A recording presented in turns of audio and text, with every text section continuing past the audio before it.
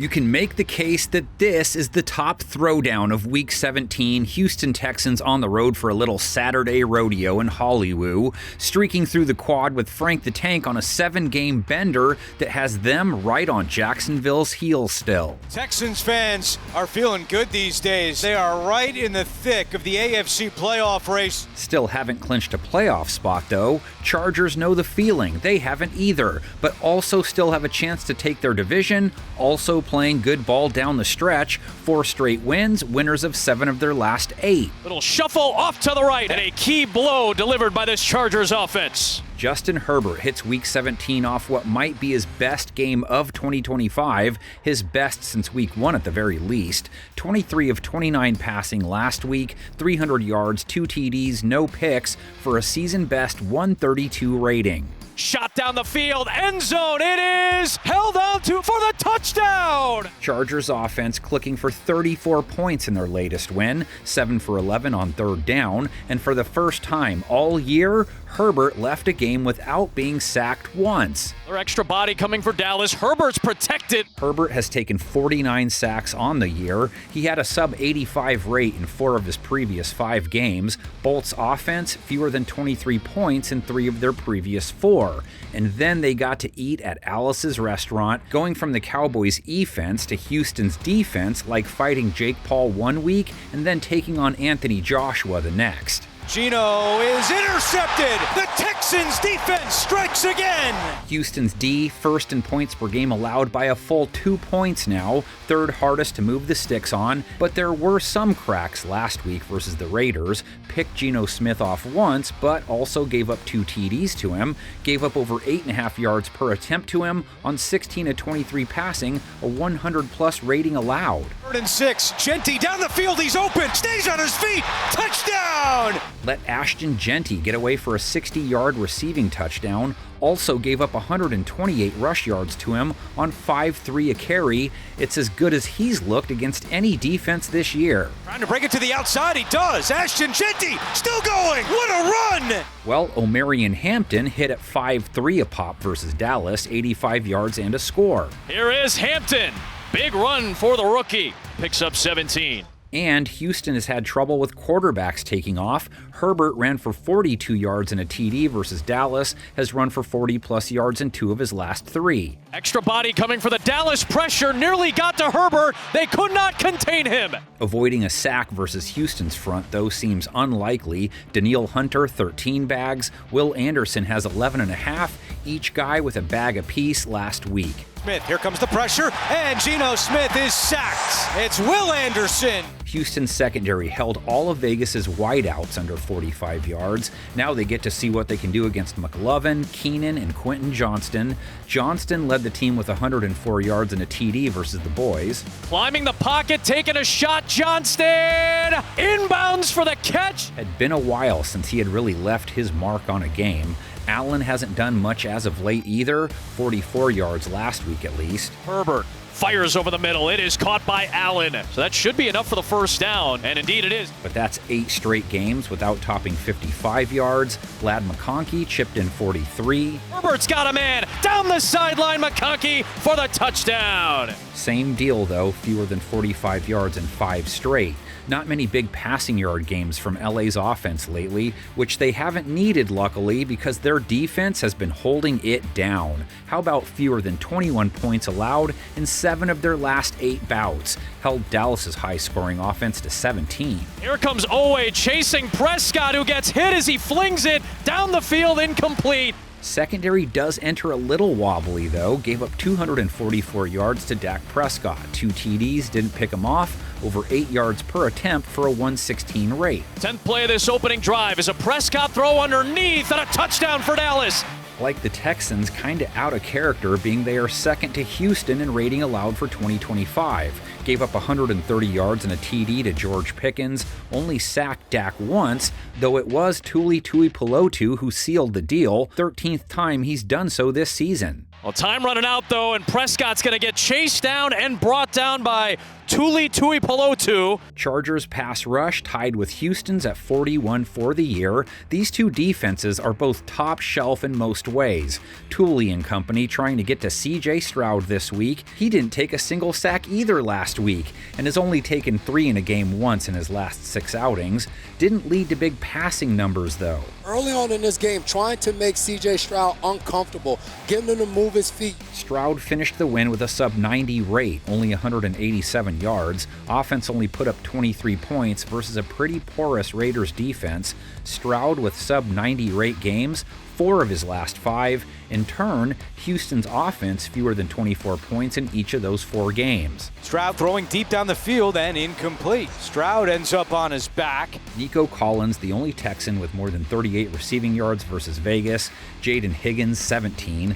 Dalton Schultz, 35 on 5 targets. Christian Kirk, 37 on 5 targets. Nico, 59. Put him over a K for 2025. Taking a deep shot again for Collins. Adjustment! Collins delivers! Texans rush attack, only 83 yards versus the Raiders. Jawar Jordan, 53 of those, only 3.5 a carry. Couldn't follow his big debut with a big encore. Nick Chubb broke off a 30-yard run. That was about it. LA's front hasn't fared great versus the run, but they held Javonte Williams to 34 yards, just 3.8 per carry. Nothing doing there for Javonte Williams. That's Big Tier Tart. This is a playoff rematch from last year, of course. Texans won that one easily. LA beat Houston the first 4 times they met. The first one in 2002. They were the ones who cruised to victory. After a dreamlike NFL debut, David Carr came face-to-face with reality last Sunday in the name of Junior Seau and the Chargers defense, which turned the Texans' visit to San Diego into a living nightmare. Intercepted by Junior Seau. The Chargers dented Carr often with 9 sacks and provided enough pressure to make him hear number 51, Ben Lieber, in his sleep.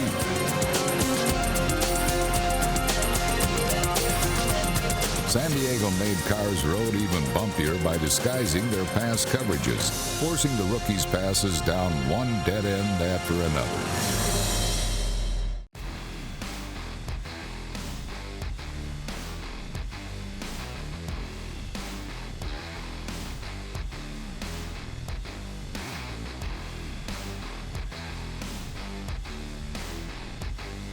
With the season on the line, who else would you turn to other than Malik Willis and Tyler Huntley? Okay, not necessarily, but both these squads have battered star quarterbacks. Baltimore needs a win and some help after losing 3 of their last 4. Henry threw 2 tackles in the open field, lost the football, and the Patriots have it.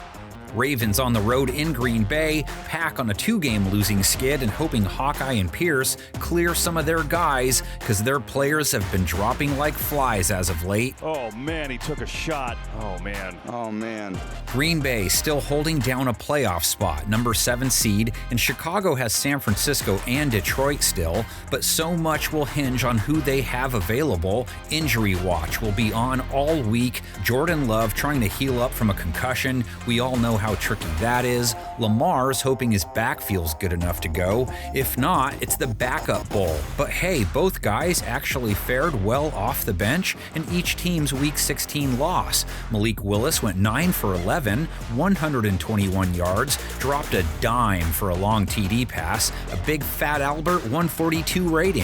He's got it! Touchdown, Green Bay!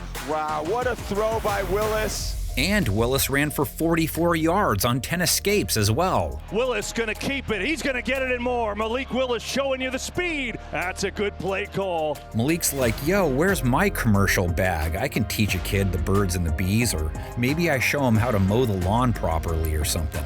Snoop Huntley spelled Jackson. He went 9 for 10 passing. Huntley's throw. Sideline Hopkins. Did he bring it in? No. He got control with that toe down and then dragged his foot. It's a catch. Neither guy able to pull off a win, but Baltimore's offense did manage 24 points, 7 for 11 on 3rd down. Ricard blocks left. Henry runs left. Touchdown, Ravens. But their defense faltered again. 28 points allowed to New England. That's 27 plus given up in 3 of their last 4. He brought it in. That's a touchdown. That is Kyle Williams. Game Game on in Baltimore. They did snag 2 takeaways against Drake May, forced, then recovered a fumble, picked him off. Fires intercepted. Marlon Humphrey dropping back in coverage. Comes up with the INT. But they gave up 380 yards to him, too. 2 touchdowns. They've allowed 250-plus yards in their last 3 losses. Their pass rush did at least come up with 4 sacks and 10 QB hits versus New England. One of the best pass rush days they've had this year. Pressure from the Ravens. May in trouble. Lost the ball. Ball came out. Recovered by Draymond Jones. Willis, meantime, took 2 sacks on just 11 pass attempts. Steps away and he's sacked. Montez Sweat. Green Bay's O-line also enlisting B-listers. They ended their game with their tight end 3 and their running back 2, as Josh Jacobs also got sent to the mash tent. Emmanuel Wilson did a fine job in his place, at least. 82 yards on 5.9 a run. Wilson inside the 10 and inside the 5. First and goal, Green Bay. Whoever tokes it gets a Ravens defense that gave up a touchdown and 51 yards on 6.4 a journey to Ramondre Stevenson a week ago, held New England to 79 rush yards though, gave up more yards to Stephon Diggs, 138 of them, and 69 to Mac Hollins. Before Love left hurt, he went 8 for 13, 77 yards. They are healthy-ish at wide receiver at least. Jaden Reed, 35 yards. Christian Watson, 2 catches, 17 yards. Romeo Doubs, the only Packer with 40-plus receiving yards, led the team with 84 and Willis's TD. Doubs again, he's having a big first quarter. Packers still only mustered 16 points on offense, 8 under their season average. Have to be better guests of Scott Hansen's 0 for 5 when they made it inside the 20. Love, 4th and 1. Firing to the corner, it is incomplete. Packers offense wasn't struggling to put points on the board prior to last week's injury fest, and their defense did enough to earn them a win. My Christmas gift to all the cheeseheads out there, not going to show those 2 late game plays here. They're in the past. Plus, Green Bay held Chicago to 22 points, 16 during regulation, 2 for 10 on 3rd down. Williams looking, throwing, and just throwing that one away. With that said, secondary has to bounce back. Gave up 250 yards to Caleb Williams, 2 TDs, didn't pick him off. Going for it all! It is caught! Their pass rush has to find a way to be effective without Micah. They didn't sack Caleb once on 34 pass attempts, and their front gave up 150 rush yards on 5.8 a carry. Manungai, that'll give him a little space and a first down and some juice. And that's the kind of material the King can work with. Derrick Henry comes off a 128-yard night, 7-1 per attempt, 2 TDs. Henry with a block. Derrick Henry, house call. Opening touchdown, Baltimore. Jackson didn't run much before departing versus New England. When he threw, 7 for 10, 101 yards, a fat 10 yards per attempt. As usual, Zay Flowers with the most looks and yards, 84 yards, 7 catches. So he fires. Flowers crossing. Got it. 21-yard line. First down at a gain of 18 to Zay. He scored, too, on an 18-yard run. D-Hop chipped in with 41 yards, Mark Andrews 21. Cheeseheads and the flock have only had to worry about each other 7 times ever. First got in the ring together in 1998. In Week 8, the Pack turned their backs on the naysayers and also on the Baltimore Ravens special teams. He goes to the right. He's at the 35, the 40, down the sidelines to the 50. Turns left. Micah. He's waltzing into the end zone. Touchdown, Roel Preston. Brett Favre capitalized on Baltimore's loose coverage, finding a crossing Antonio Freeman. Touchdown, Freeman. Back in the pocket now. Looks great timing. Goes to the corner. Brooks is there. Touchdown, Green Bay. But it was a solo Brett Favre who cooked Baltimore's goose, sparking another Packer win. Quarterback draw by Brett Favre. A delay, and then he takes it up the left and into the end zone and scores the touchdown.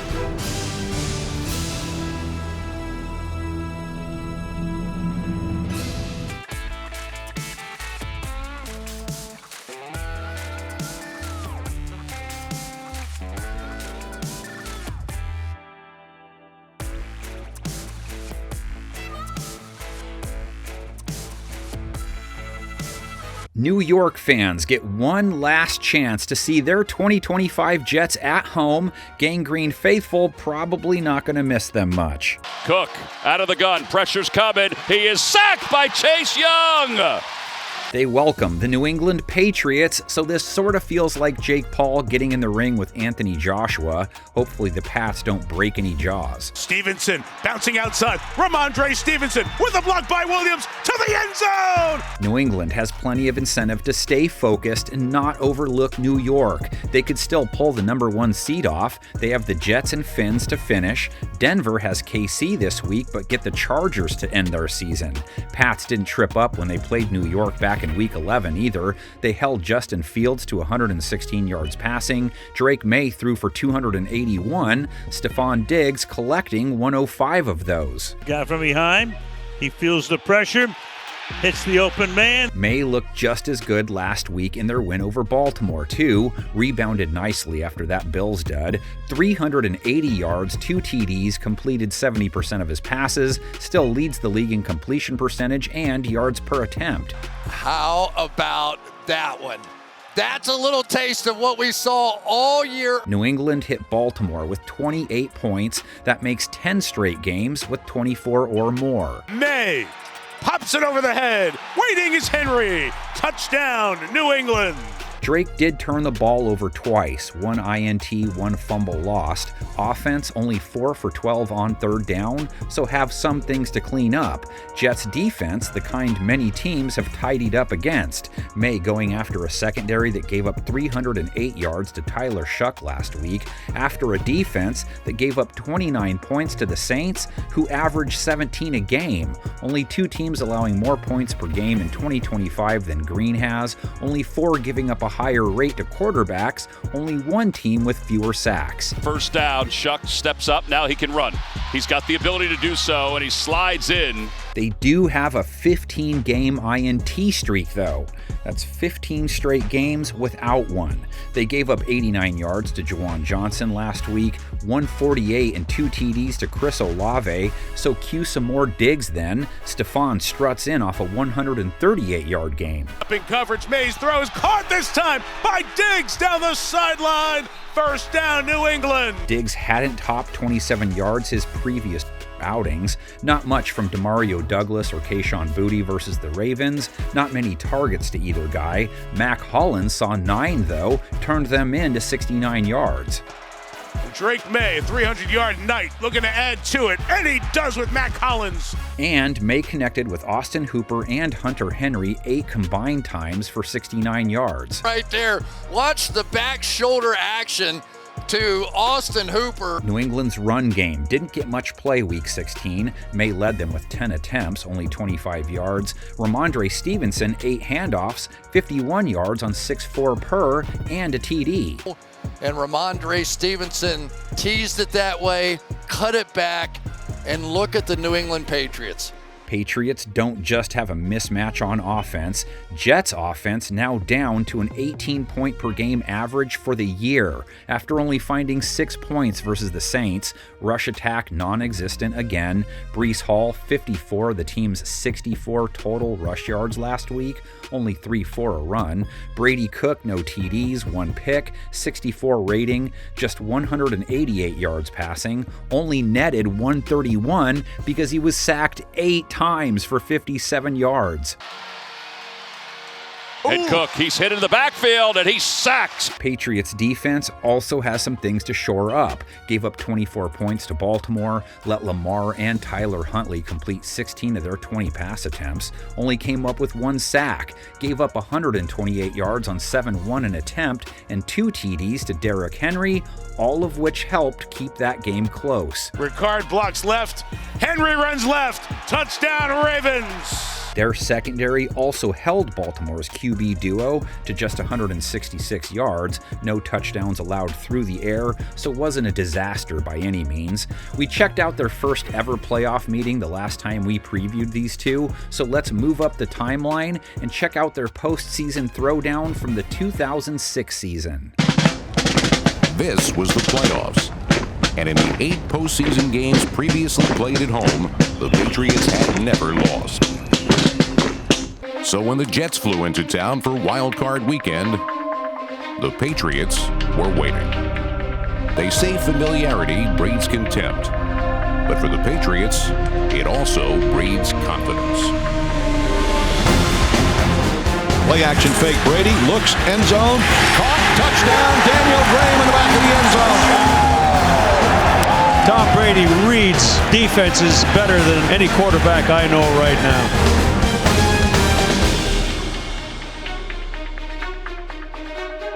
Hey, a lot of football, huh? Keep your poise, keep your energy, all right? We got to play to the whistle. Playing to the whistle, another hallmark of the Patriot way. First and 10 Jets. Pennington spot pass right is incomplete. Oh, leaping in the air was Roosevelt Colvin. The ball hit the ground. You're going to say it's a lateral. Oh, right. It was a lateral and not a pass. And Vincent Wilfork wisely picked it up and ran down the field with it. Jimmy Brown looking, going to the right with it. It is picked off at the 30. Sonny Samuel, 15, 10, 5. Touchdown. Put a bow on it, wrap it up. And we got a smile from Bill Belichick on the sidelines. Oh, baby. Asante Samuel for the pass interception touchdown. And that is going to be all she wrote.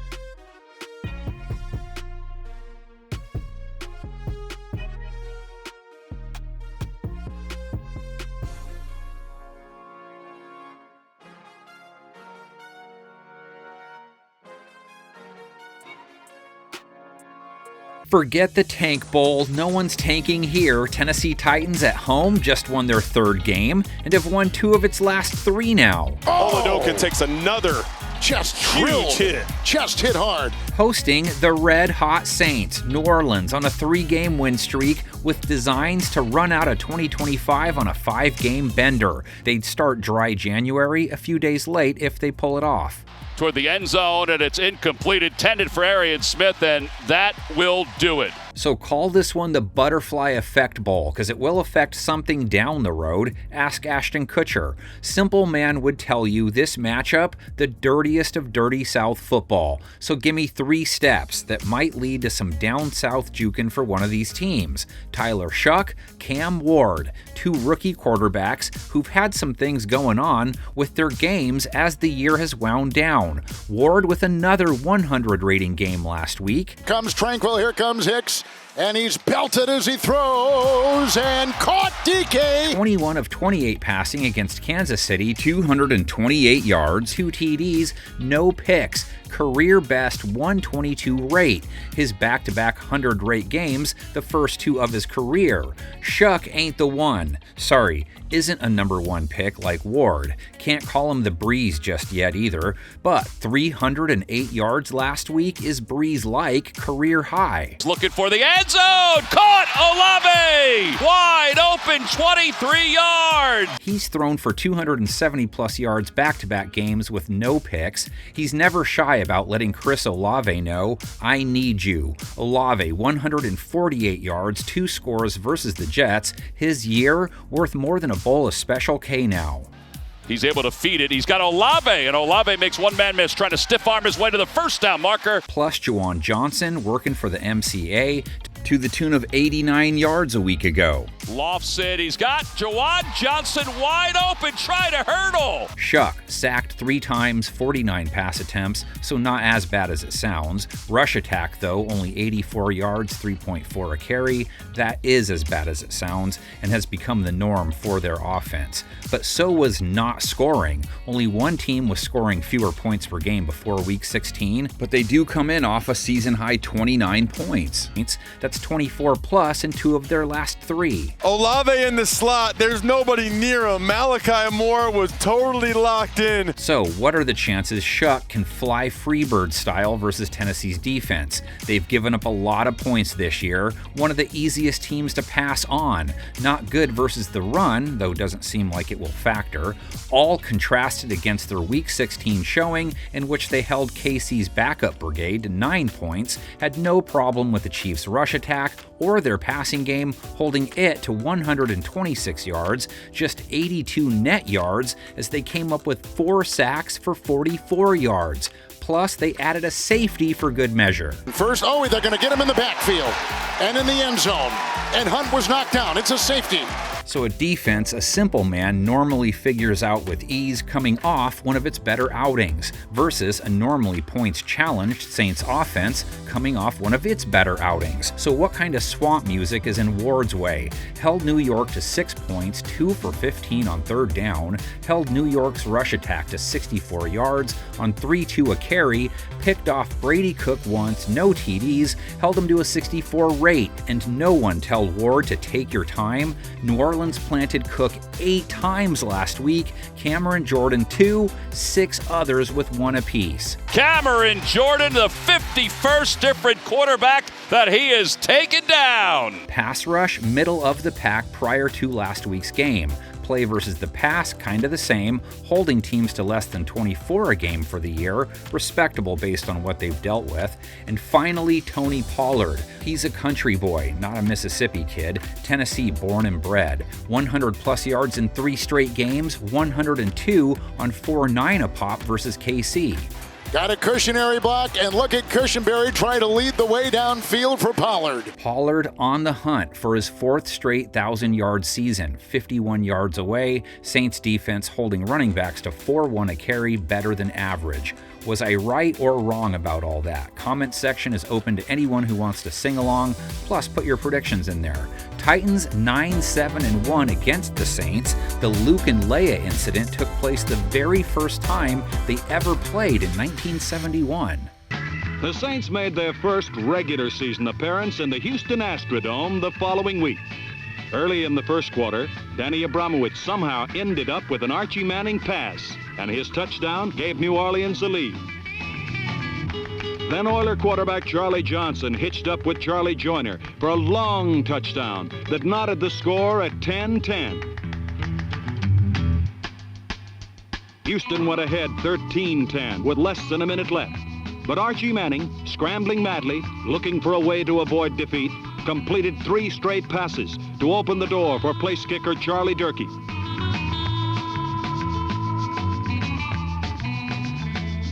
With 9 seconds left, Durkee gave the Saints a 13-13 tie.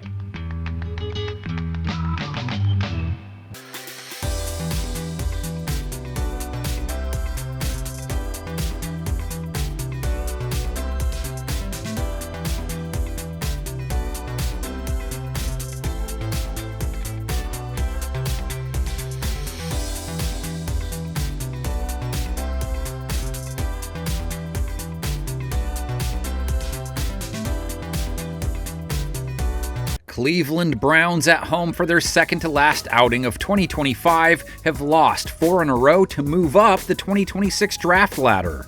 Sanders, Rousseau, and look out! Sanders just gets rid of it! They meet up with Pittsburgh for the second time this year. Steelers looking to wrap up the AFC North in A-Rod year 1 on a 3-game win streak by the hair of their chinny chins. Fires at the 1. He didn't get across, but their flag's down.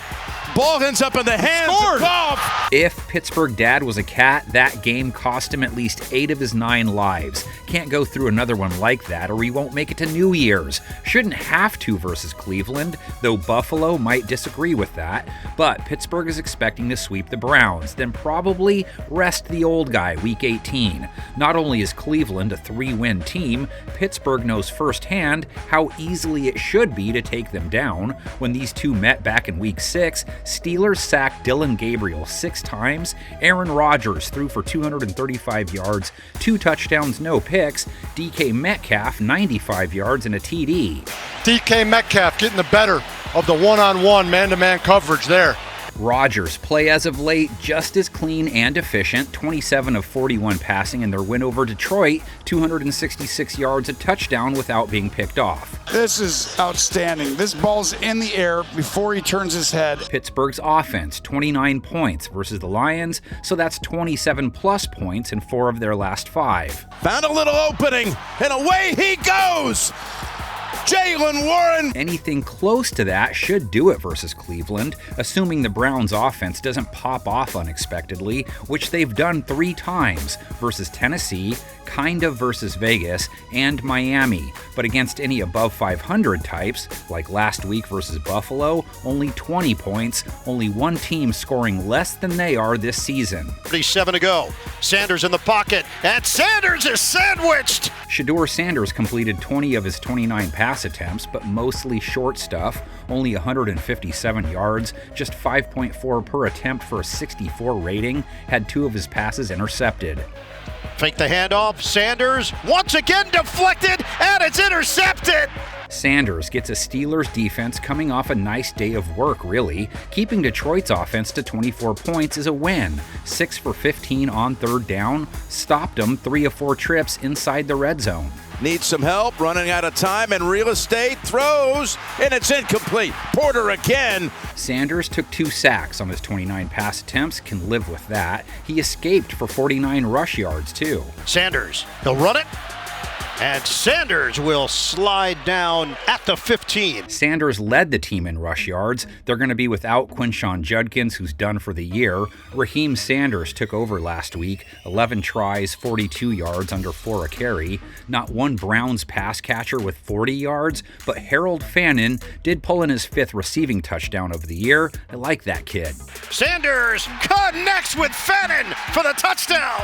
That offense would seem to need a big assist from its defense to give the team a shot at the upset. They just showed they can give a good team a scare. Cleveland held Buffalo's high-powered offense to 23 points. Rodgers facing a secondary that just held Josh Allen to 130 passing yards, no touchdowns. Allen waits, throws, incomplete. They held every Bills pass catcher at less than 35 yards, and they don't have to worry about DK this week. Metcalf suspended for his confrontation with that fan. It leaves MVS, Calvin Austin, Pat Freiermuth, Darnell Washington, none of whom topped 40 yards last week, but Adam Thielen did. 49 yards, his top showing as a Steeler so far. Down the middle, and he's got Thielen for a 3rd time in this game, and they're set up now. And lots of reasons to think Pittsburgh will lean heavy on its 2-headed back attack. Kenneth Gainwell led the team in receiving yards last week with 78 yards, and he scored. Once he possesses it, it seems like Carl and the crew just changed this and now have ruled touchdown. Caught 5 more passes, so now has 5+ receptions in 5 of his last 6. He tacked on 50 rushing yards on the ground, too, 5-6 a pop. Handoff to Gainwell, and he's got an opening all the way out to the 35. And Jaylen Warren woke up. Had been cold for the last month, then bam, season-high 143 yards last week, 10.2 per attempt, 2 TDs. Warren already ripped off one long run. He's got another one. No one's going to get to him.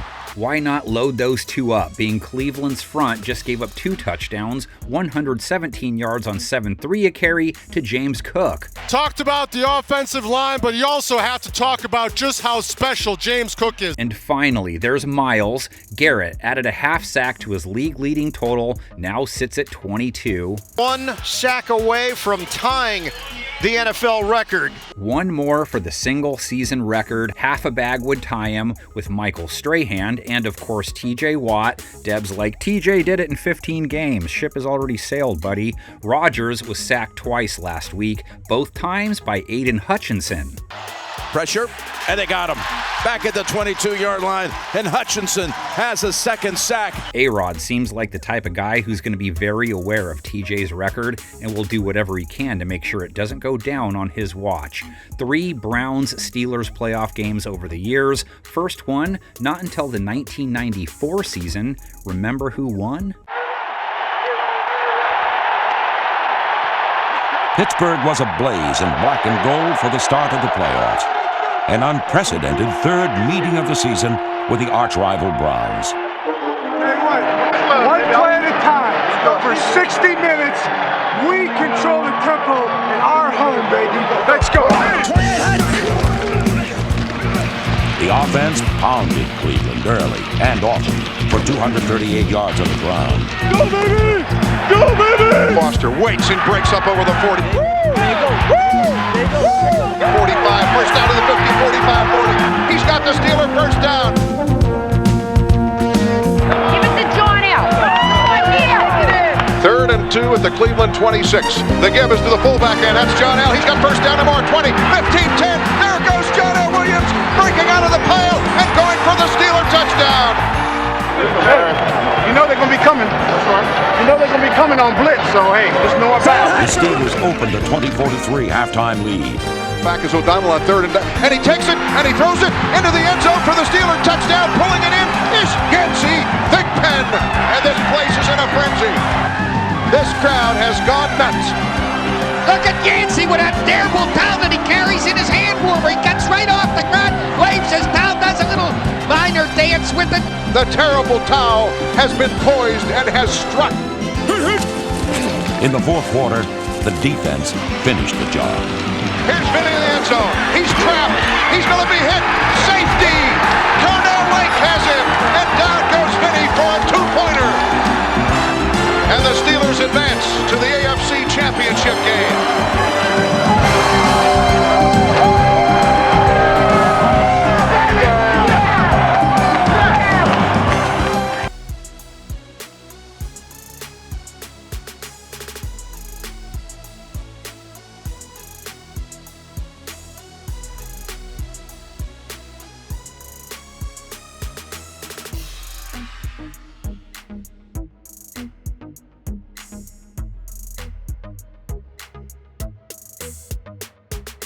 Arizona Cardinals hit the road for their second-to-last act of 2025, trying to snap what has now grown into a 7-game losing streak. And the frustration mounts for a 7th straight loss for Arizona. Joe Burrow awaits them in Cincinnati this week. Welcome to the jungle. Bengals picking up win number 5 last week, showed up late to the season once again, but seemed to be in a good spot to rock out as they wrap up their 2025 set.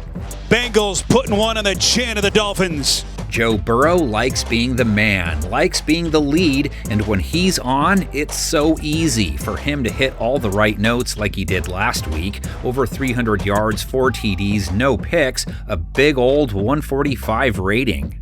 And if you give Burrow that kind of access to the middle of the field, he's going to put it on the money every single time. Bengals offense took the night train to 45 points versus Miami, 6 for 6 in the red zone, 32-plus points for Burrow and company, and 3 of his 4 starts after coming back from injury. And it is all Cincinnati. So his question this week, who is out to get me? A Cardinals defense that just gave up 26 points to Atlanta, let them convert all 3 of their chances inside Mr. Scott Hansen's abode, have allowed at least 26 points in 6 of their last 7. Easy does it, Atlanta scores. Their defense wasn't dancing with Mr. Brownstone, though. They may have given up 2 TDs to Kirk Cousins, but they took the ball from him on a fumble, picked him off, held him under 200 yards into a measly 5.6 an attempt to a low 80s rating. Ball picked off by Denzel Burke. Denzel Burke with the heads-up play. Their play versus the pass this season, though, the kind that might make Burrow feel like he's living in Paradise City, and the kind that would invite plenty of throws to T and Jamar. Chase, 109 yards versus Miami to lead the team, over 1,200 yards this year. It was Chase. Boy, the presence of mind, never lost concentration as he came back for it, working against 2 defenders. Burrow gives him a chance to go up and get that football, and he does. Higgins, with his 10th TD of the season, has scored at least once in 6 of his last 7. It's as good as it gets. And well, my Michelle, there's 2 chases coming in hot. Brown, 66 rush yards last week on 5-5 a try, a touchdown, plus 2 receiving TDs and 43 receiving yards. And the Chase Brown show continues. Brown is thinking about you, Cardinals front seven. You gave up 79 yards to Tyler Algier on 4.9 per, 92 receiving yards to Bijan Robinson in a TD, 76 yards to him on the ground on 4.8 per handoff. It's all him, all the time. But then you have Jacoby Brissett on the other side, who has been throwing more than they play Sweet Child of Mine on the radio, and that is a lot. You're crazy if you don't think so. Minimum of 30 pass attempts in 11 straight. Didn't amount to much last week, though. 203 yards, a sub-70 rate. Only one TD, another pick, has one in 4 straight. Chucks it far side, and intercepted! Picked off by Henderson. He rips it off on the sideline for Atlanta. You'd think anything goes when someone is passing that much, but it hasn't. The 19 points they scored versus Atlanta, the 4th straight game they haven't hit 21 points on the scoreboard. And that is a sight for sore eyes. Only 27 receiving yards for the NFL reception leader, Trey McBride. It was Arizona's other tight end, Elijah Higgins, who led them with 91 yards on 7 catches. If they're going to cover McBride, go to the other guy. Cardinals got good action from their rush attack for once. 30 yards from Amari DeMarcado, 6 per attempt, 32 yards, 5.3 per, and Michael Carter, 65 yards, 5.9 per carry. This run game has been very effective. Running back by committee, you'd have to be happy with the results so far. Normally, Cincinnati's defense is there for the taking. They give up bunches of points, bunches of passing yards, don't hurry the quarterback, hand out rushing yards like picks and drumsticks after Rocket Queen plays. But last week held Miami to 21 points, 2 for 10 on 3rd down, 3 takeaways, picked off Quinn Ewers twice, no touchdowns allowed, held him to a 66 rating.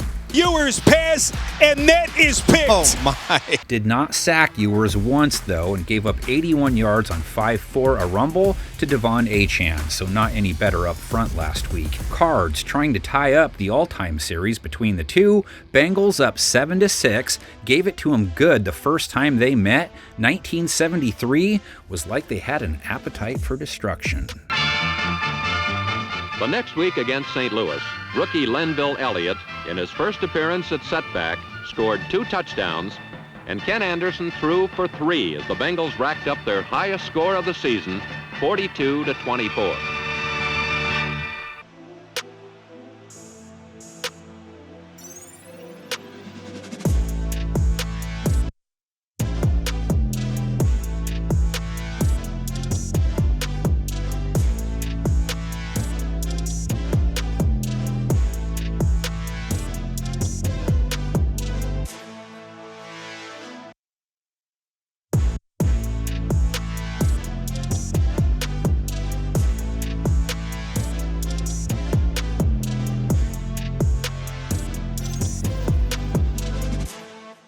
Indianapolis Colts 2025 playoff hopes are now on the thinnest ice there is. Grandfather time hasn't been able to slow down their spiral as they've lost 5 straight games. Picked off, and he is gone. And this game's going to belong to San Francisco. They're at home this week. They have to win out to have a chance, which won't be easy with what? The best team in the NFL coming to town? Is it okay to call the Jacksonville Jaguars that? Because can't call what they're doing just cute anymore. One of the better stories in the NFL, the rise of the Jaguars. How's that for a statement? Truck the #1 seed in the AFC on their home turf in the same manner they've rolled most teams they've beaten on what is now a 6-game winning streak. Trevor Lawrence with all sorts of Randall Pink Floyd vibes to him right now. Liam Cohen, where have you been all his life? Trev has literally morphed into a #1 overall pick quarterback right in front of our eyes. No better QB over the last month. 3 TDs last week, has a career-high 26 now, 279 yards, 115 rate, ran another one in too, not quite Al Bundy, but still a 4 TD game, in hostile territory versus the vaunted Denver defense. Lawrence will keep, Lawrence will walk in, and the Jaguars lead once more. Lawrence with 12 TDs over his last 4, no picks, a 100-plus rate in each game, so he's cool. Offense slapped Denver with 34 points. That's 8 straight they've hit at least 25. Lawrence looking to the end zone, diving catch, touchdown Jacksonville. Here's what's most impressive about T-Law's latest gem. He was sacked 5 times, hit a whopping 14 times. Pressure up the middle. Lawrence is in trouble. Down he goes. And like Mitch Kramer, he took his paddling and just kept on LIVIN. Now he tries to keep on keeping on versus a Colts defense that just gave up 41 points to San Francisco. 4 for 6 in the red zone, 7 for 11 on third down. He's looking at a secondary that gave up 5 touchdowns to Brock Purdy, 295 yards, a pass rush that only came up with 1 sack on 34 pass attempts. Purdy. Jennings with a catch. Touchdown 49ers. And the thing is, these two just played Week 14. That was the game Daniel Jones got hurt in, shifted everything for Indy. Lawrence threw for 244 yards, 2 TDs, no interceptions. Jags cruised to a 36-19 victory. Fires in the right side of the end zone. Punt! Touchdown! Tim Patrick, 78 yards and a TD in that one. Brian Thomas, 87 yards. Thomas and Patrick quiet last week, only 29 yards between them. Parker Washington had the Waldo Lawrence was looking for. He targeted him 10 times, 145 yards and a TD. Floating for the end zone. Washington with the catch. Jelly of the Month Club Jacoby chipped in 45 yards. Myers, such a big hit, they signed him to an extension. Lawrence in a clean pocket over the middle. There's Jacoby Myers. Brenton Strange, 39 yards versus Denver, but Indianapolis' secondary gave up 115 yards and a touchdown to George Kittle, 2 receiving TDs to CMC too. Plus, their front gave up 117 yards on 5.6 a run to McCaffrey, who doesn't have many games where he's hit at 4+ yards per carry. McCaffrey got it and then some. He just set a new personal record on the season at 24 yards. They take on Travis Etienne again this week, 50 rush yards, just 3.1 a run versus Denver, but he ran for 74 yards and 2 scores versus Indianapolis, so more than possible he gets it going again. Colts have to figure they could keep round 2 with Jacksonville more competitive, being Phillip Rivers seems to have found the fountain of youth. Sure, he had that pick 6 to end the game, but daggum, 277 yards, close to 8 yards per attempt, 2 TDs, a 97 rating. As a 44-year-old grandpa who'd been retired for 5 years, has the movie script been started yet? Who are we thinking of casting? Adam Sandler, Jason Sudeikis maybe?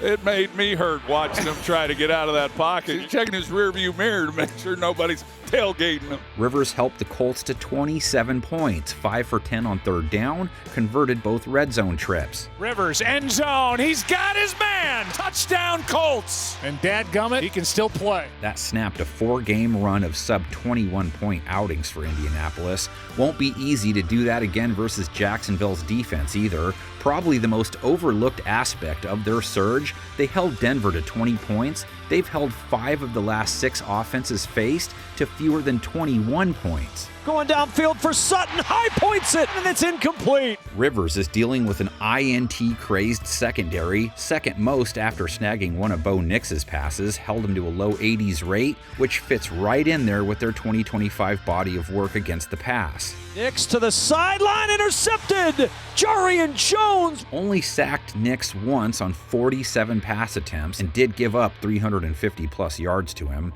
66 yards allowed to Troy Franklin, 86 yards and a TD to Cortland Sutton. They'll be chasing Michael Pittman around this week, only 32 yards versus the Niners. Tyler Warren, 30 yards on 9 targets. Josh Downs saw that many looks too, at least he converted his into 65 yards. Now the near sideline, and he's got Downs. Well, the route running that we're seeing from Indianapolis is outstanding. And Alec Pierce led them with 86 yards and caught both the Rivers TDs. Third down and goal to the end zone, touchdown again, Alec Pierce. Jonathan Taylor, 33 receiving yards last week, 46 rushing and a score. Second and goal, Taylor is in for the touchdown. Feels like he's coasting in on fumes. Only 2.9 a carry week 16, less than 3.7 per attempt in 5 of his last 7 games. Can he spark something up versus Jacksonville? Would be a lot cooler if he did. They gave up 50 rush yards to RJ Harvey on 7-1 per handoff, gave up a touchdown plus 71 receiving yards to him. Finds RJ Harvey, breaking another tackle out to midfield. We revisited their first ever meeting a few weeks ago. High-scoring Colts win. They won the first 5 games between the two.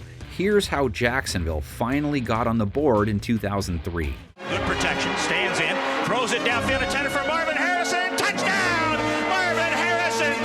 While Harrison left the game with a strained muscle, Manning kept the pigskin flying, notching his league-leading 18th TD pass. In contrast, Byron Leftwich was just trying to get through a game without a turnover. He succeeded, but barely. In traffic, and it's off the hands of his receiver, and then caught out of the air! After showing off his arm, Leftwich showcased his feet. Not bad, but not nearly as good as Fred Taylor. In motion, handoff. There goes Fred Taylor looking for an inside move. Stays on his feet. Touchdown, Jacksonville. The Jaguars are going to beat Peyton Manning. They're going to beat the Colts. For the first time ever, Peyton Manning and the Colts lost to Jacksonville.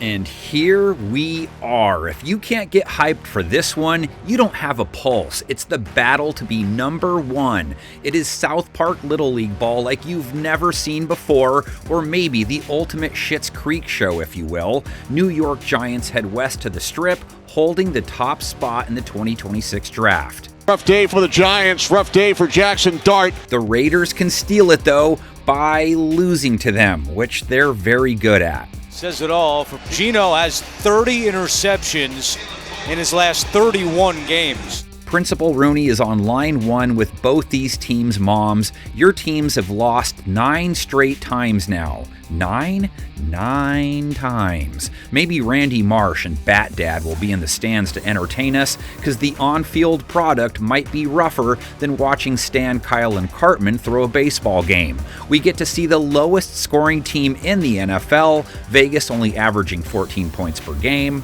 We need something, fellas. Come on, Allen, this QB throws like your mom. Geno Smith, the NFL's INT leader with 15. Bad throw by Geno Smith to go for that pass and put it behind him. Thank you, Geno. You want a piece of me? Because I'm pretty sick of your gosh darned mouth. Geno and that offense facing a Giants defense giving up 27 a game, only 4 teams allowing more. Nice job by J.J. McCarthy. He's going to recognize the pressure coming up front. Runs it in for a touchdown. Randy, sit down. It's not like Vegas has made it hard on offenses either. Their defense living in the same hood as New York's, allowing 25 per contest, only 3 teams allowing more yards per game this season. Too easy for Houston. Giants offense is standing right here. How do you want to handle it? Averaging fewer than 21 points per game. So the Giants cannot convert. What do you want to do, huh? What do you want to do? Jackson Dart comes in off a game that saw him get sacked 5 times for 20 yards. He threw only 13 times for just 33 yards, so he netted 13 passing yards for an entire game. Rough day for Jackson Dart. Completed only 7 passes, sacked 5 times. What, so can neither team stand up for themselves? I thought this was America. They do have Mr. Burns at least. Brian with 2 more sacks in their latest loss, up to 15 for the year. By far their best player on defense, Brian Burns, showing up again. I'm sorry, I thought this was America. And if it is, then maybe Ashton Genty can build off his NFL best outing. A 60-yard receiving touchdown, plus a rushing TD, along with 128 yards on 5.3 a carry. Incredible balance by Genty to stay on his feet. His 2nd touchdown today. Hey, Bat Dad, I didn't hear no bell, so get ready for someone to drop a 0-0 tie score prediction. My guess is it comes from Mr. Adam Rank. He's very Randy Marshish. Silver and Black have beaten the G-Men 9 of their 15 meetings, just barely beat them the first time they ever played back in 1973. What a nail-biter. Finally, the Silver and Black came home to the Oakland Coliseum. Their opponents in this 8th week of the season were the New York Giants. With a 40th consecutive Coliseum sellout crowd in attendance, the fatigue of travel and battle was temporarily forgotten as Coach John Madden skillfully unfolded a devastating game plan. Against New York, Raider superiority was evident from the opening whistle. Yard by yard, man by man, point by point, Oakland vanquished the Giants in a surge of raw power.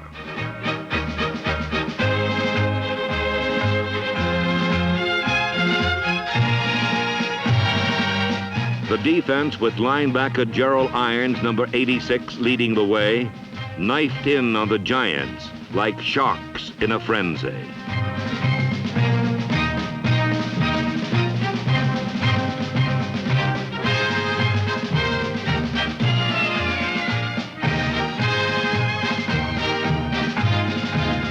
Down after down, the Raiders displayed the intensity of a proud team in search of its 9th consecutive winning season.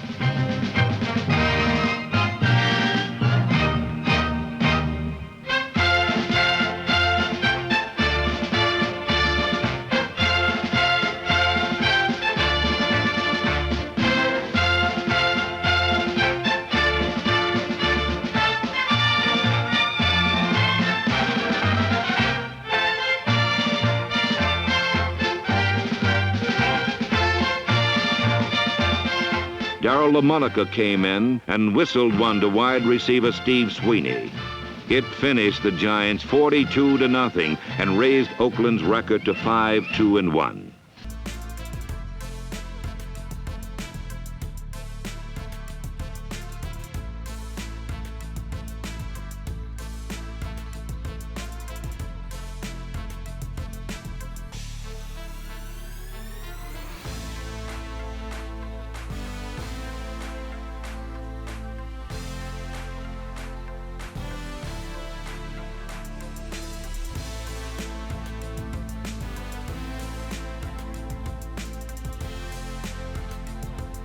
Philadelphia Eagles division clinched, playoff ticket punched. Now all that matters, sync up all the parts over the next 2 games and begin the defense of their belt. Hurts steps up, rips it, end zone, Goddard, touchdown Philly.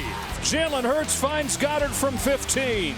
Seeding still in play for Philadelphia, so no need for anyone to sit. They are in Buffalo this week. Bills on a 4-game win streak. AFC East still in play for them. Still haven't officially punched their playoff ticket either. Handoff to Cook. Trying to get there, extends his arm. He's in.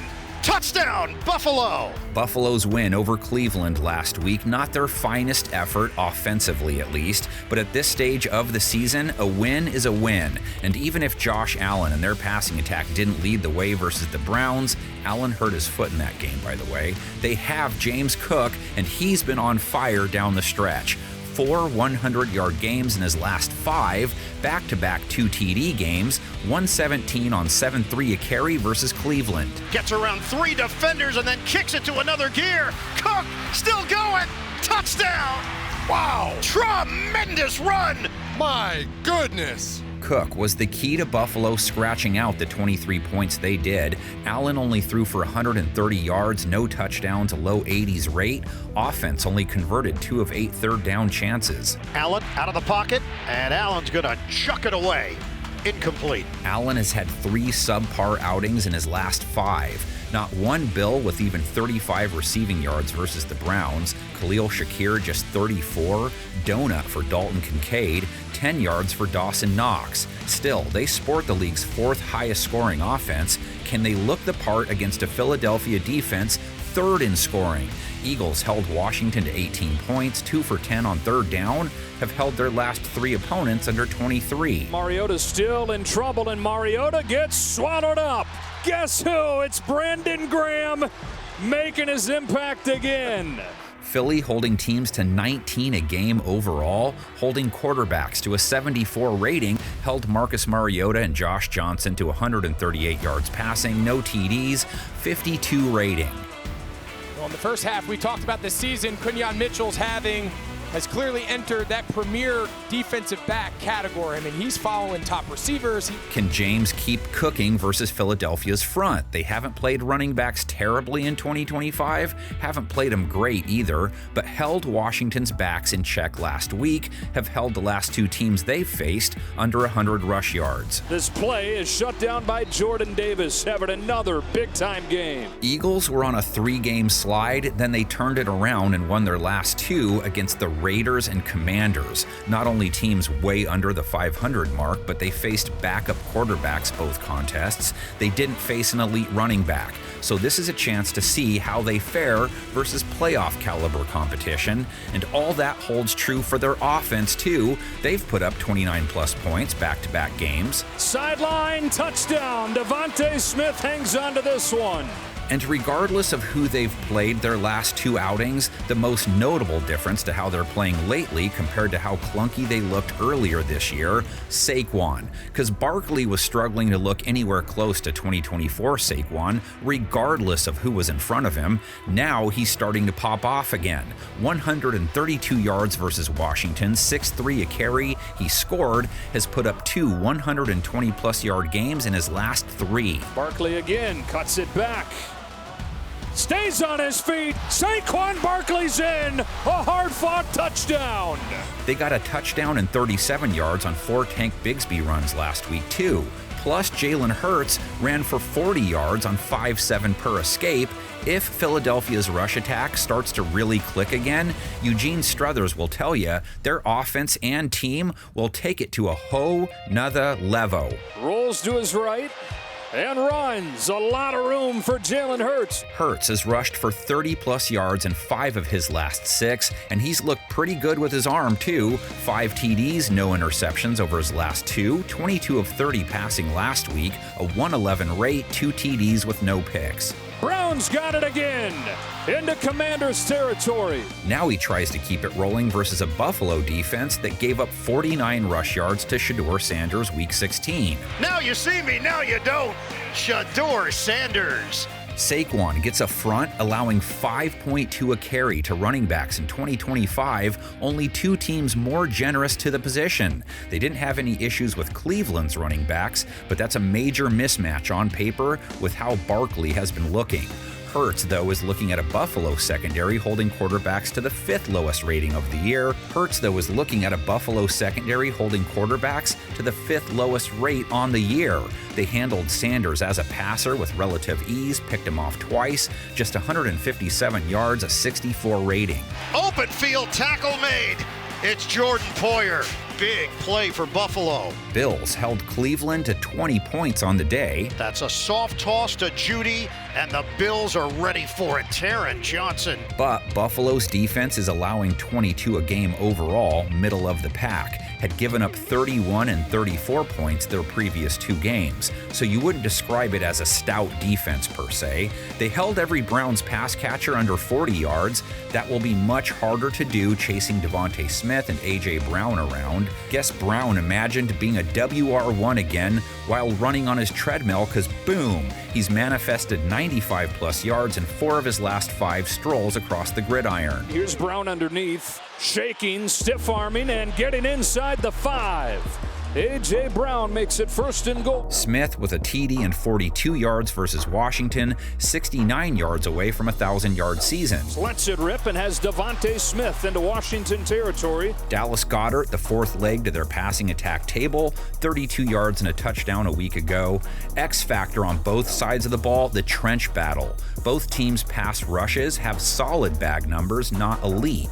Joey Bosa and Greg Rousseau chasing Hurts. Rousseau with his best 2025 showing last week, 2.5 sacks. Gets out of trouble, and now he can't get away from Rousseau. Buffalo delivers on 4th down, a sack. Meantime, each quarterback has taken around 2 sacks per contest. Doesn't usually swing things. The last time these two hooked up, they put on a show. Remember that 37-34 Philadelphia win in OT from 2023? Let's go first meeting ever though. Only game they played each other in the entire decade of the 70s, 1973, and it was well worth the price of admission. Like the Bills, the Eagles are a team of character. And by the fourth quarter, Philadelphia had forged a lead of its own.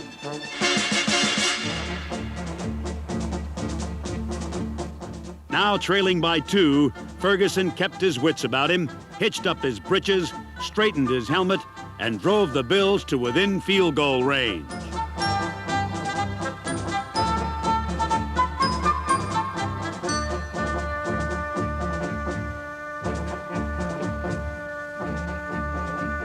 John Leipold's 47-yarder was good, and the Bills led 27-26. Then, dramatically, with 3 seconds left, Eagle Tom Dempsey had a chip shot to win.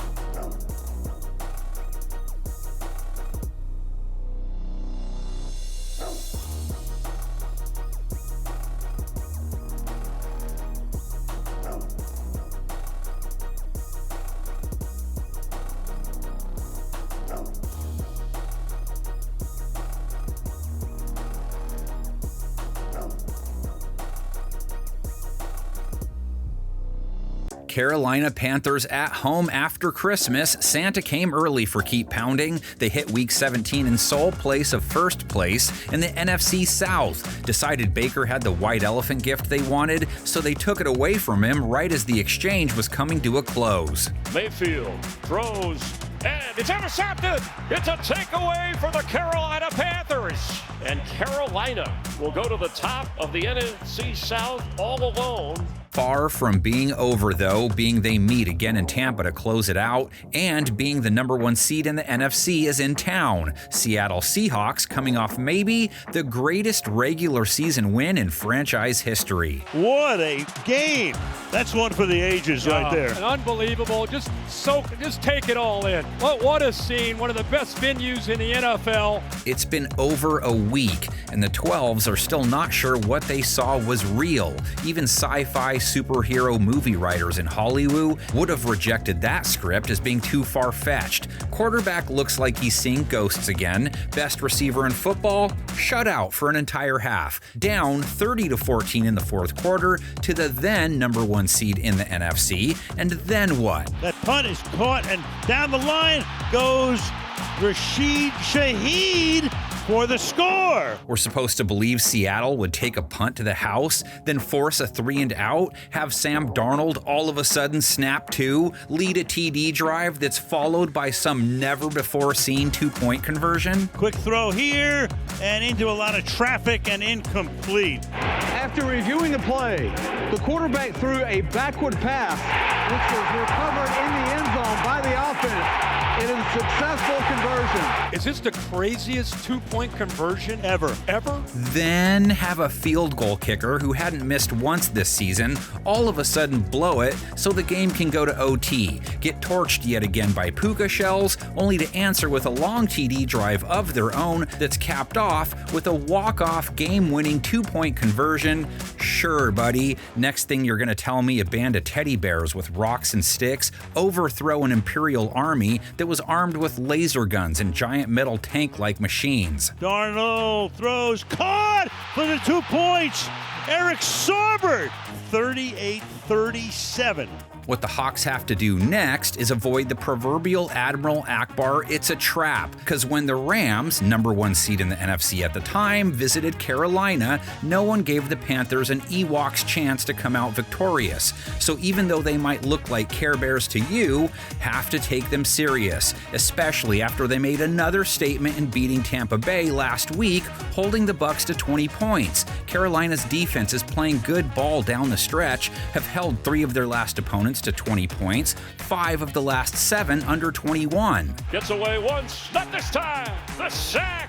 all the way back at the 34-yard line. Panthers secondary, holding quarterbacks to a sub-90 rate for 2025, held Baker Mayfield to 145 yards, just 5.6 per attempt, a sub-90 rate, only allowed 1 TD. That pick to seal it held Mike Evans to 31 yards, held every Tampa pass catcher to less than 41. Incomplete. Mike Jackson on the coverage and no flag. Good coverage. They got to Baker twice in the backfield. 2 sacks is a good game for their front. Seattle's offense sits on a different shelf, though Darnold did take 4 sacks to the Rams, who have a pretty beefy front 4. Darnold in the pocket. Darnold under pressure. Darnold's going to get sacked back at the 29-yard line. Yosemite Sam, overall, one of the hardest to track down, and he still ended with 270 yards, 2 TDs to make up for the 2 INTs versus LA. The offense hit 31 points when it was all said and done. Jackson Smith and Jigba still put up 96 yards and a score in what amounted to a half day. But just a subtle movement, fuels leverage, works back to the outside, and there's Darnold in rhythm. Cooper Kupp had that fumble, made up for it with a big catch later, 39 yards. A.J. Barner, 49 yards. Throwing back the other way, he's got a man! Caught! Barner, touchdown! And Kenneth Walker coming in hot. 3 catches, 64 yards. Taken by Walker. Lots of room to roam inside the 30. Gets a couple of blocks. He'll get inside the 10. He'll set up a first down and goal. 100 yards and a TD along the ground, too. Walker.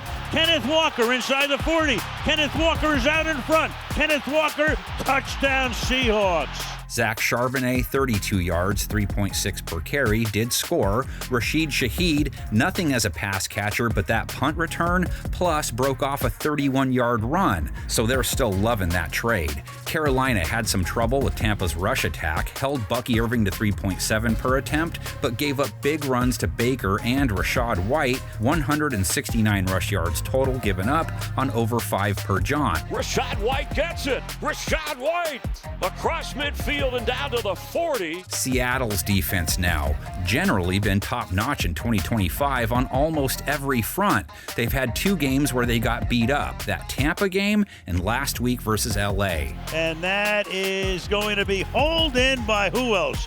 Puka Nacua. 37 to the Rams, 38 points to Tampa. No one else with 25-plus against them. Their top 5 pass rush didn't sack Stafford once on 49 pass attempts. Nacua into Seattle territory. Look at him go to the 32-yard line. Gave up 457 yards to Matthew. 3 touchdowns, didn't pick him off. Gave up 225 yards to Puka Nacua, 2 TDs without having to worry about Devontae Adams. Nacua again. Nacua will take it to the end zone. Now to T-Mac and B. Young. Bryce playing well down the stretch, maybe the best run of his career. All relative, of course. Not going to find many big yard games on his 2025 log, but 2 TDs, no INTs last week, 3 straight 96-plus rate games, and 4 in his last 5. Flows, touchdown, Panthers, Jatavian Sanders. But Bryce Young made it all happen. McMillan, 73 yards and a touchdown week 16, in striking distance for a 1,000-yard rookie campaign. McMillan in the end zone. He's got it, and that's going to be a Panthers touchdown. Jalen Coker, 47 yards in that win, 45-plus yards in his last 3 straight. For Coker, and he hauls it in. Young sacked twice on 32 pass attempts, 2 or fewer sacks taken in 9 of his last 10. Not much at all from Rico Dowdle or Chuba Hubbard week 16, 15 carries between them, 56 yards combined. They get the toughest team against running backs next. Hawks held Blake Corum to 3.4 a carry, Kyron Williams to 3 per. Both guys had been really hot recently too. 4th and inches, their second 4th down. Turn it over on downs. Seattle and Carolina have only battled 16 times against each other.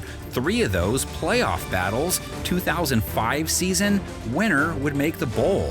To reach the Super Bowl, the Seahawks and their 12th man would have to beat the NFL's best road team, the Carolina Panthers. Setback is Sean Alexander. Matt's looking, pump fake. Now he's going to let it fly. And Seneca Wallace, what a great catch! And you just don't expect a quarterback to go up and make that type of catch. Matthew play fake. Touchdown Seahawks! He'll turn the hand to Sean. He pushes ahead. Touchdown Seahawks! And Drops back, stumbles, goes to low. Now he steps up, throws to the middle of the field. It's intercepted to Tupu. The NFC Championship was no longer a game. It had become a coronation. Throwing to the end zone. He's got DJ who makes a move. Touchdown, Seahawks! You gotta respect us now. Hey, keep talking. Going to the Super Bowl, baby.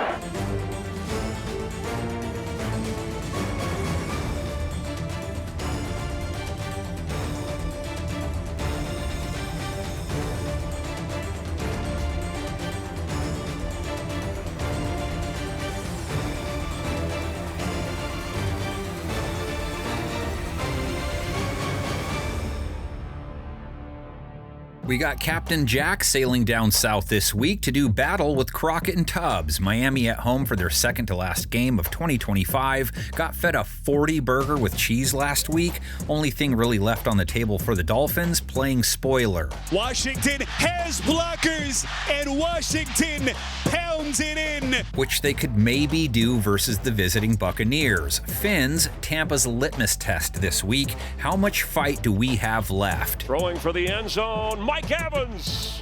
Touchdown! That's a Buccaneer touchdown! Should Carolina beat Seattle and Tampa loses to the Dolphins, Week 18 won't matter. But the Bucs could lose this game and still be alive, so long as the Panthers lost to the Hawks. But take care of business this week, and last week doesn't matter. Baker Mayfield's game-ending pick, third game in a row with an INT, all losses. All sub-91 rate games for Mayfield. Mayfield throws, and it's intercepted! It's a takeaway for the Carolina Panthers! And Carolina will go to the top of the NFC South all alone. Baker only 145 yards last week, less than 6 yards per attempt, a 79 rating, 20 points for the offense, even though they went 8 for 14 on third down. That's just 20 points or fewer in 4 of their last 5 now. Time, can he find anybody? Low throw, no catch. Mike Evans caught a TD, but only 31 yards on 9 targets. Chris Godwin, 30 yards, 6 targets. Emeka Egbuka, 1 catch, 40 yards. Well, how about a defense that just gave up 45 to cure what ails ya? Miami's secondary allowing Joe Burrow 309 yards, 4 TDs, no picks, for a fat 146 rating. Gave up 109 yards to Jamar Chase, gave up 2 receiving touchdowns to Chase Brown, plus 1 rushing TD, along with 66 yards on 5.5 a carry. So as the Beasties might say, come on and get some. Boy, nearly untouched as he waltzes in for the touchdown. Finn's defensive guys like, that was it, right? Wait, there's 2 more? But that's 16 weeks. Ah, son of a bye week. Sacked Burrow a couple of times, really slowed him down, right? Baker took 2 sacks on 26 pass attempts, escaped for 49 rush yards at least. He's going to get out of it, and Baker's going to run and keep on running across the 30, across the 40, and out of bounds. Rashad White broke away for a 39-yarder. Bucky Irving ran for 71 yards. Tampa's rush attack good for 169 yards on over 5 a pop. Bucky Irving gets the football, slips a tackle. Bucky Irving down to the 1. Bucs defense last week, 23 points allowed to Carolina, 6 for 12 on third down, 2 TDs given up to Bryce Young, didn't pick him off, a 102 rate allowed, 73 yards given up to T-Mac and a TD. McMillan in the end zone. He's got it, and that's going to be a Panthers touchdown. It wasn't that they come off a terrible day of defensive work, though. Young only had 191 yards on just 6 an attempt, but sometimes it's not enough. 2 sacks on 32 pass attempts is solid, but it's not enough. They have a few that'll really step, but it's not enough. Need more than a few right now if you're going to make the dance. They've allowed 5 of the last 6 quarterbacks they've faced a 100-plus rating. Yes, Bryce Young will fire over the middle and open. That's McMillan. Have to figure with how Todd Bowles has been feeling lately, he probably got on their backsides after last week's loss. Kenny wouldn't be mad. Somebody's got to do it. They face Quinn Ewers next. Rookie went for 260 yards in his first NFL start, healthy 8.7 yards per attempt, didn't take 1 sack on 30 pass attempts, hit Jalen Waddle 5 times for a team-high 72 yards. Ewers over the middle again. It's Waddle breaking free. And as he's starting to cook for this offense. Jalen didn't waddle, though. Ewers still looking for his first touchdown touchdown, but trying to avoid his third pick. He threw 2 of those last week, left his first start with a 66 rating as a result. Offense only managed 21 points, 2 for 10 on third down. Cincinnati was last in points per game allowed before the game, too. Ewers throws a pass, deflected, and picked. That's fewer than 22 points, 4 of their last 5. Can't blame any of that on Devon Achane. Still leads the league in yards per carry after hitting Cincinnati at 5.4 a clip, 81 yards and a TD, 1,200 yards and change in 2025. One of the deadliest runners in the sport, laying this Cincinnati defense to waste. Bucs front have played running backs in the mid-range, but they did hold Rico Dowdle to 3.2 a run on his 9 attempts. This iteration of the battle for Florida has taken place 12 times. Buccaneers up 7-5. First meeting in 1976, the only time they played that entire decade. The best game between these two, 1985. What a game.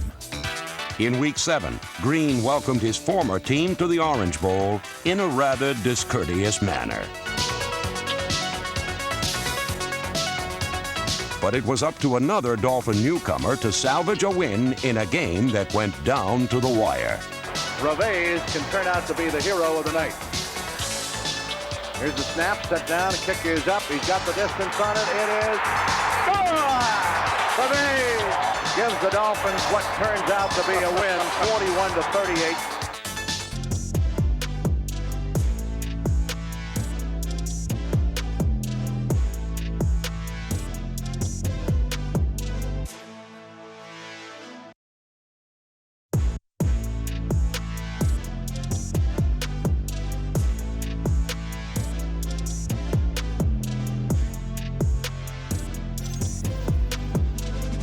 Perfect Sunday night football matchup for Week 17. 2 playoff-bound teams still vying for the number 1 seed. San Francisco 49ers at home on a 5-game win streak. Picked off the other way, D. Winters, and he is gone. And this game's going to belong to San Francisco. They welcome the current number 2 seed in the NFC, the Rope-A-Dope Bears. Chicago having won 7 of their last 8. If their season was a movie, no NFL fan would buy it. All those things would never happen to one team in 1 year. Try the onside kick. It's laying around. Got to pick it up. And it's loose on the ground. Who's going to get it? Oh, the Bears have it. Oh, my God. Are you serious? Unbelievable. It's like they can't help but play the Ali card. Caleb Williams just sitting back on the ropes, taking punches, missing passes all night, but so hard to actually put away, then all of a sudden, he's landing every punch he throws. Williams, pressure, throwing, corner, has a man. It is caught. Touchdown, Janae Walker. Unbelievable! Hits your defense with a barrage of roundhouses, and your team goes from 99% odds of winning the game, which is what Green Bay was looking at last week, to catching a vicious right hook straight to the kisser. Next thing you know, you're flat on your back, Caleb standing over you triumphantly. On the fake, Williams looking downfield, launching downfield, going for it all! It is caught! Bears win it! I don't know if that was his rumble in the jungle moment, but many Bears fans are hailing it as the greatest regular season moment in their lives. Bears offense didn't put up a lot of points, but Williams' play late stole the show. 250 yards when the game was over, 2 TDs, no picks, another game where no one could sack him. This is not something you see once or twice a game. This is all game.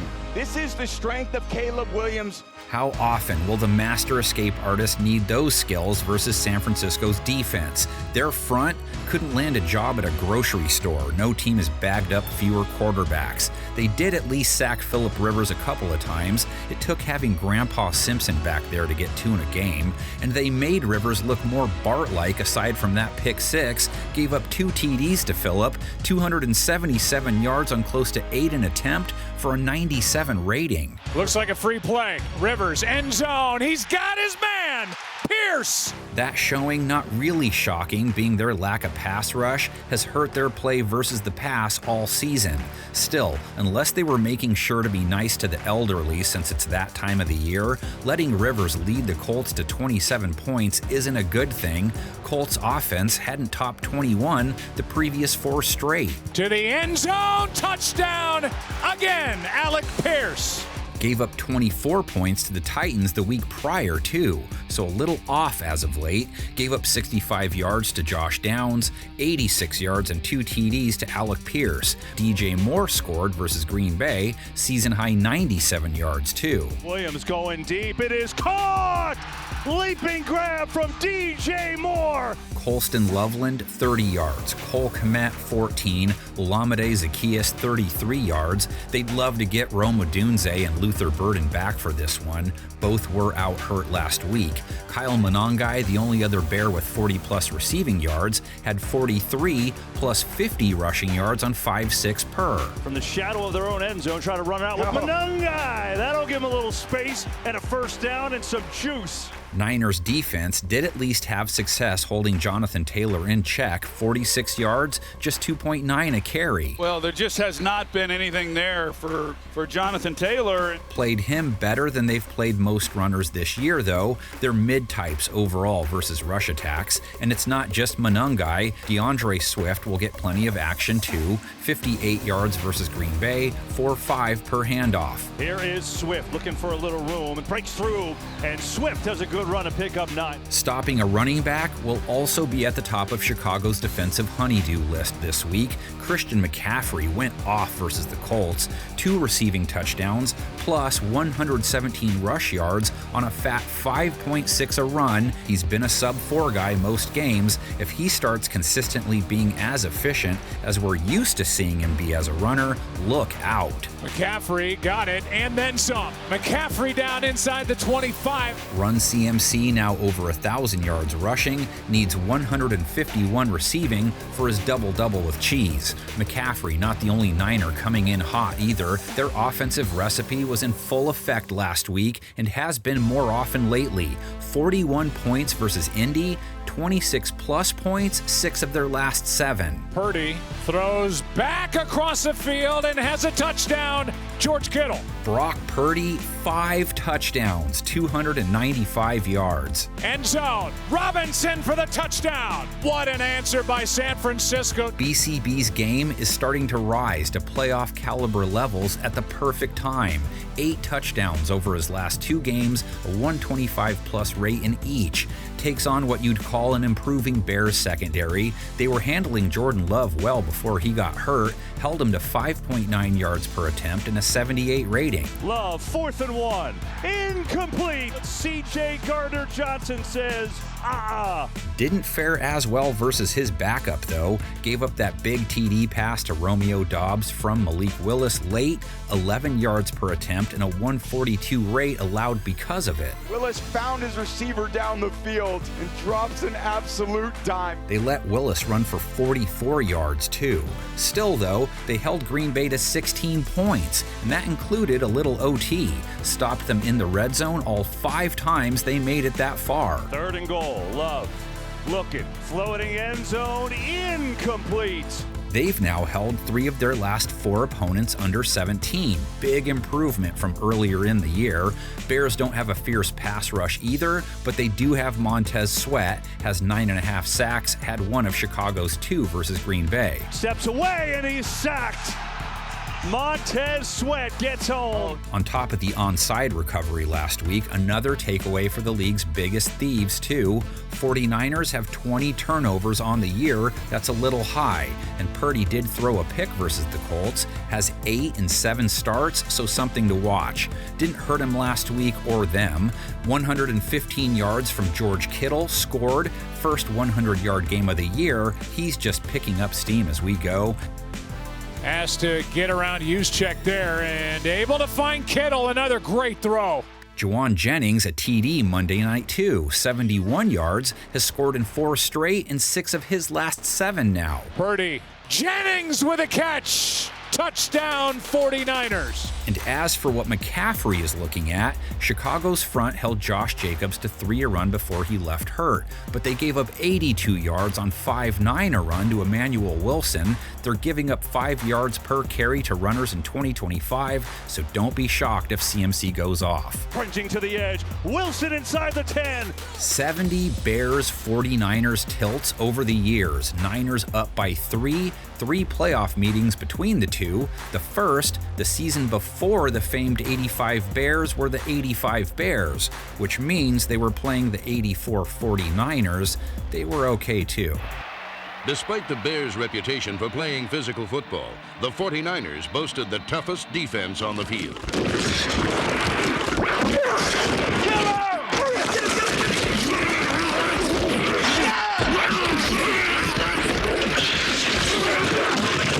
The 49ers were well on the way to their 17th victory in 18 games.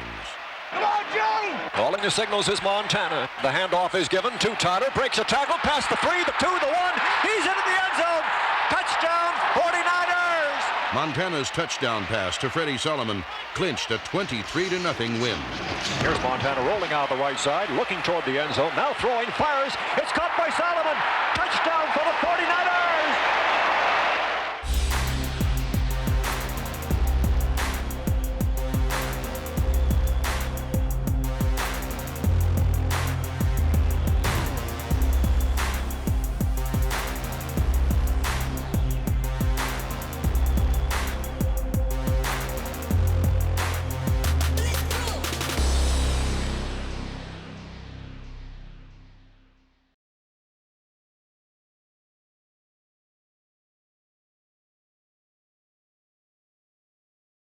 Rams, Falcons. You are next up to get a case of the Moon Days. Atlanta still showing some fight after nabbing win number 6 last week. It's a touchdown for Cousins and the Falcons. He's in, right? Yeah. LA, meantime, has to rebound from a roller coaster. Rams feeling like they just got off the goofy ride. This may be a backward pass, and this would be a good 2-point conversion for Seattle. Is this the craziest 2-point conversion ever? LA with plenty to play for still a Super Bowl threat, just lost in epic fashion last week, almost more improbable than a Hail Mary. Punt return TD, a once-in-a-lifetime 2-point conversion, a kicker that hadn't missed finally does, all capped off with giving up an overtime touchdown and the 2-point conversion that came with it. It was a series of unfortunate events that usually only Jim Carrey is a part of. Darnold throws, caught for the 2 points. What a game. With all that, every Horns fan would still be happy with another Week 16 Matthew Stafford performance. 3 TDs, no picks, over 450 yards passing. Blitz coming. Stafford hangs in, throws wide open. There's Nakua. Stafford with 100-plus rate games 3 straight, 280-plus yards 3 straight. Rams offense, 37-plus points 3 straight, 28-plus in their last 5. It's coming. He's looking out there. Puka. Nope. And it's just amazing. Falcons defense they get next. Held the Cardinals to 19 points. Held Jacoby Brissett to 203 yards to a sub-70 rate. Only 1 TD picked him off. Brissett chucks it far side and intercepted. Now, they had surrendered 24-plus points 7 of their previous 8 games, held the Saints to 10, then Zona to 19. Those two not quite in the same class as LA when it comes to offense. Falcons, fans of the ballroom blitz, only produced 2 sacks last week. Stafford, 49 pass attempts, not 1 sack taken, and Seattle's pass rush top 5 in sacks. No Devontae Adams last week, so Puka Nakua put up WR1 numbers for 2. 12 catches, 225 yards, 2 TDs. And that is going to be hauled in by who else? Puka Nakua. Night made more impressive being it came after Puka made himself Madagascar Marty's public enemy number 1. He's put up over 160 yards in 3 straight games. Absurd. Xavier Smith helped fill the Taco Bell King's vacancy, 2 catches, 57 yards. Deep downfield as a man open makes the catch. Xavier Smith. Nate Mumfield, 3 catches, 40 yards. Throwing on the run, wide open. That's caught by Mumfield. And LA's tight end game was pretty tight last week. Stafford tapped all three for a little action. Davis Allen, 34 yards. Colby Parkinson, 21 yards. Terrence Ferguson, 33 yards and a score. Caught into the end zone goes Terrence Ferguson.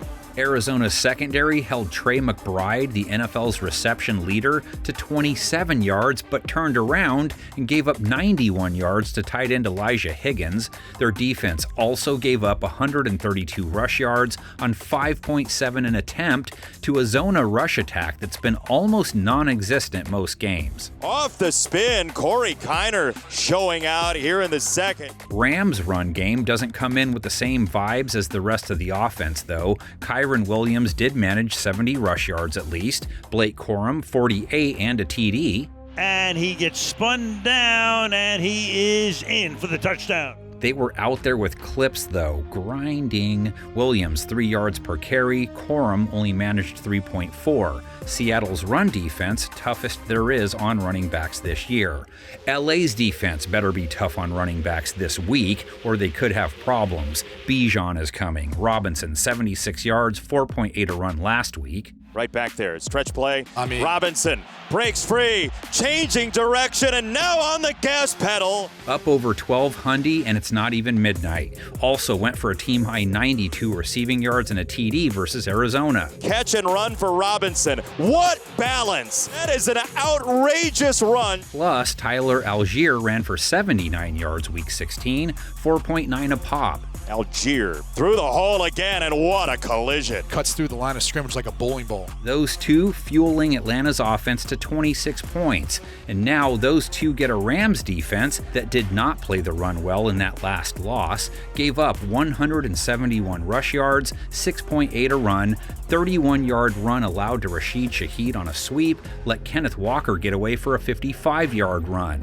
Kenneth Walker inside the 40, out in front, touchdown Seahawks. Rams defense, top 10 in scoring, looked the part for a big chunk of the game versus Seattle, held them to 4 for 11 on third down, picked off Sam Darnold twice, held him to a sub-90 rating. Watch how Wallace comes off of it, sinks, playing zone, reading the eyes of Darnold. They sacked him 4 times. Not an easy dude to bag this year either. Kobe Turner, 1.5 Darnold takedowns. Darnold under pressure. Darnold gets sacked. 25-yard line. There's the man. There's the conductor. They held the league's top wide receiver, JSN, without a yard the entire first half, and then let him score the late touchdown along with 90-plus yards, let Darnold hit 2 TD passes for 270 yards, gave up 31 points as a result. Play fake, looks, throws, caught! Smith and Jigba. Now they get Kirk Cousins, shimmies in off a 3-score game, scoring on the ground, 2 TD passes as well. Yes, indeed. Catch and run. Robinson is gone. Kirk O'Chains also lost a fumble, threw a pick, only 5.6 yards per attempt, under 200 yards, a low 80s rate, so not a James T. Kirk kind of game through and through.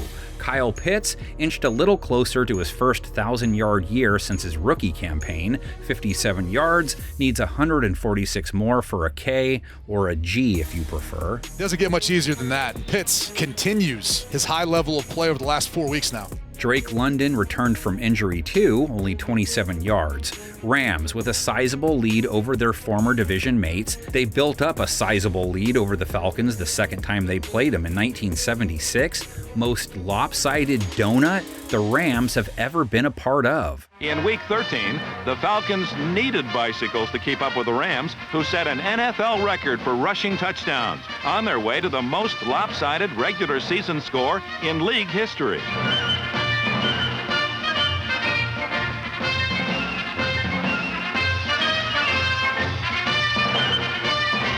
This 80-yard Harris to Dwight Scales touchdown play brought a merciful end to a 59-0 run.